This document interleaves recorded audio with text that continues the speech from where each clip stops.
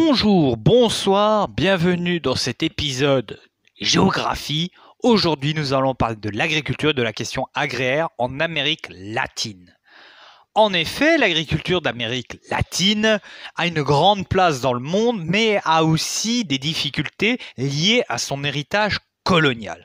Mais cela ne signifie pas la fin du monde, parce qu'il y a des idées, des réformes agraires, malgré qu'il y ait quelques difficultés à les mettre en place. Alors, pour commencer, je vais vous situer un petit peu cette agriculture dans le monde.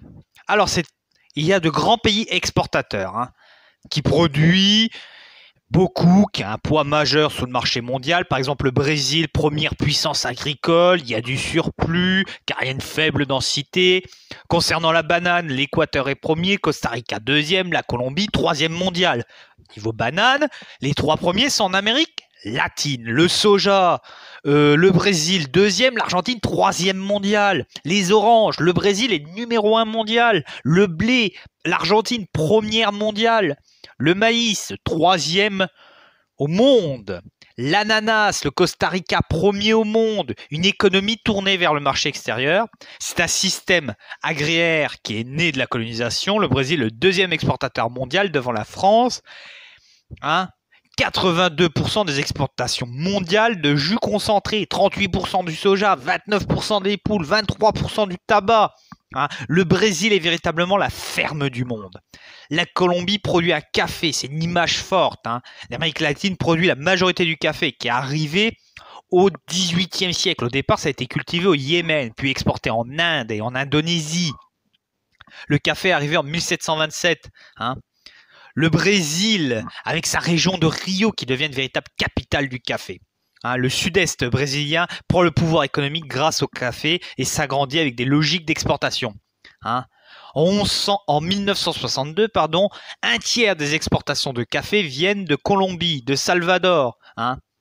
Voilà, la Colombie, avec le café, occupe des zones autour des grandes villes. La banane en Amérique latine permet de dominer les exportations. Quasiment 6/10 est produit en Amérique latine. Le Costa Rica est leader mondial de l'ananas. Petit pays, mais pas là-dessus. Le Brésil, 2/3 des exportations mondiales de soja. Même le Brésil rattrape les États-Unis. Les États-Unis, parce que les exports stagnent.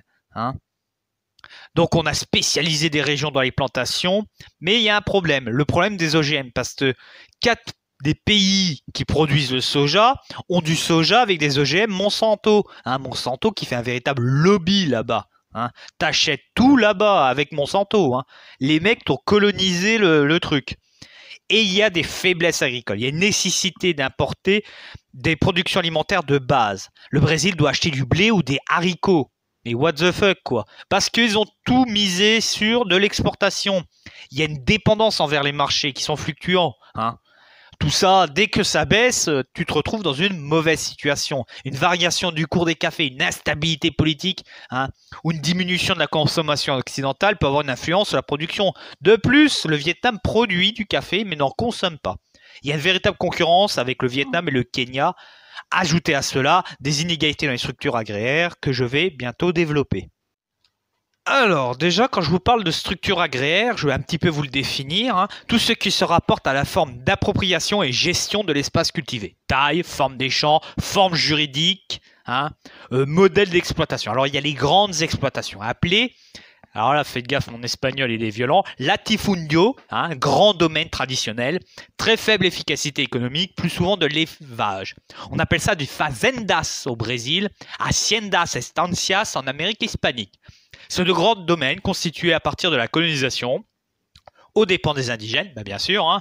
Certains occupent des centaines de milliers d'hectares. L'haciendas classique est autosuffisante et subvient aux besoins de ses travailleurs, spécialisés dans les produits marchands aussi.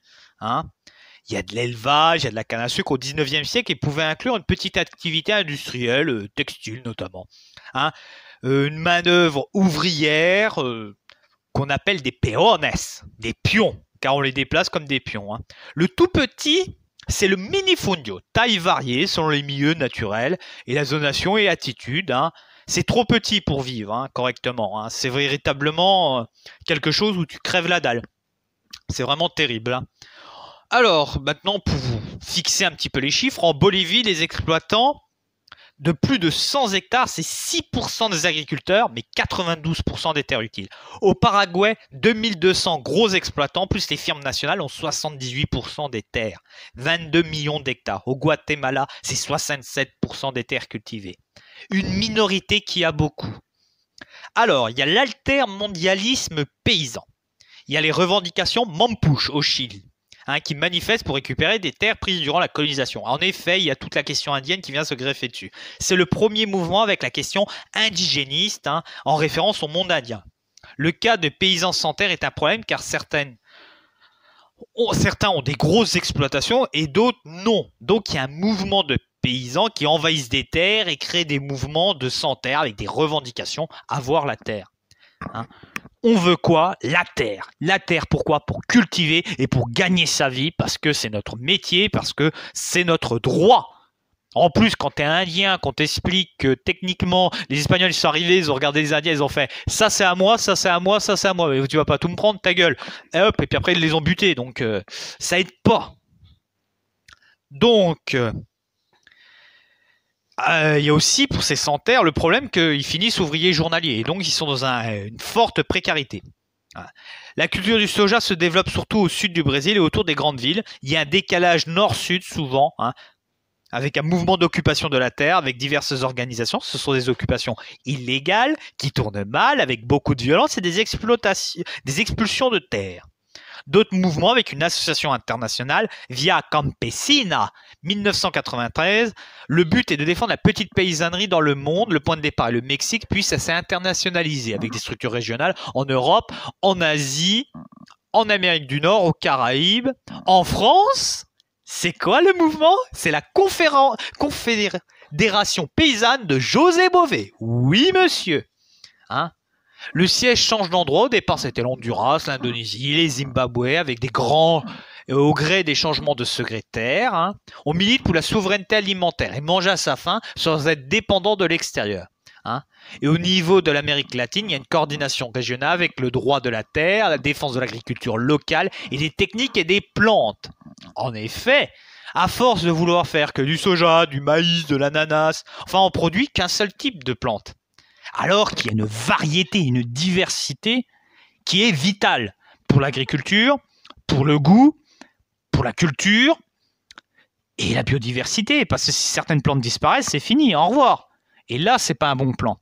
Il y a aussi une lutte contre les problèmes avec les OGM. Certes, pour le moment, on n'a pas d'études qui montrent réellement le problème.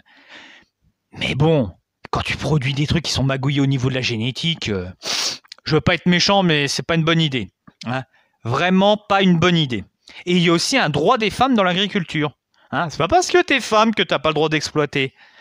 Donc tout cela amène à des réformes agraires qui constituent à transformer les structures de propriété agricole avec une redistribution des terres. Il y a plusieurs objectifs. Donner un accès plus équitable, réduire la concentration foncière, ce que je vous parlais, les 67% du Guatemala et tout ça. Réduire la pauvreté et le nombre de sans-terre. En effet, c'est vraiment un gros problème. Promouvoir la justice sociale et donner des droits de propriété au plus grand nombre. Oui, parce qu'il faut être propriétaire de son outil de travail, surtout quand tu es agriculteur. Autrement, tu es ouvrier et bonjour la misère. Promouvoir le développement en faveur de l'agriculture familiale. Voilà.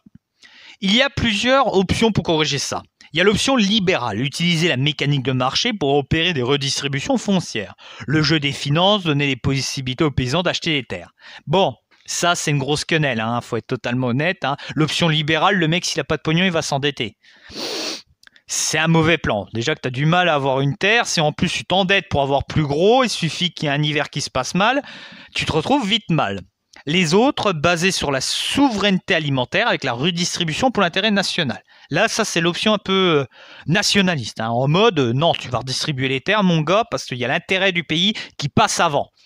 Chose qui devrait être logique dans les questions agricoles, parce que si à un moment, c'est que des entreprises étrangères qui exploitent tes terres, et qui exploitent que pour exporter, à un moment, ta population crève la faim, ce qui n'est pas le but quand même. Il y a le modèle planifié avec l'État et des réformes communistes au Cuba ou en Corée du Sud ou à Taïwan. Là, je sors un peu de mon cadre géographique, mais c'est assez intéressant parce qu'on a dit aux grands propriétaires agricoles, donne des terres, on te laisse investir dans l'industrie. ce qui permet un développement industriel. Ce qui est une option extrêmement intéressante qui devrait être mise en Amérique latine et en Afrique. Promouvoir la reconversion par l'industrie.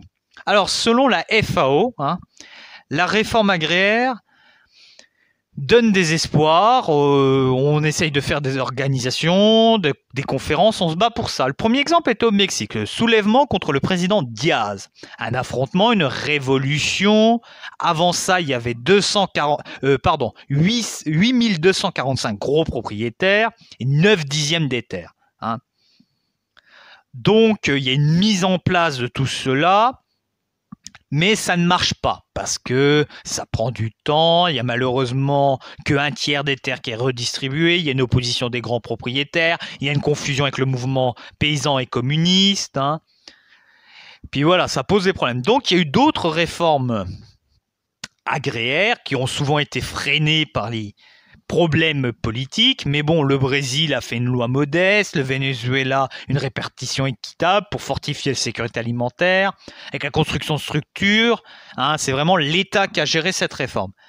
Mais très vite, il y a des coups d'arrêt parce qu'il y a des pressions, parce qu'il y a des lobbies, et c'est là où ça pose problème. Parce que comment voulez-vous réformer une structure? Parce que ceux qui gagnent, si on réforme, ils vont gagner moins, donc ils vont freiner les cas de fer.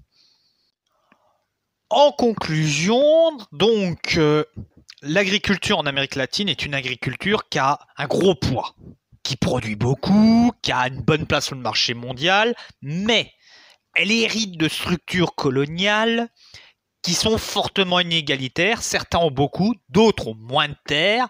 Ça pose des problèmes. Certains agriculteurs n'ont même pas de terre. On essaye d'y réformer, mais des lobbies et des résistances internes et techniques viennent à poser problème. J'espère que cet épisode vous a plu. S'il vous a plu, vous pouvez faire de la pub pour la chaîne, liker, partager. Je vous souhaite une bonne fin de journée. Ciao!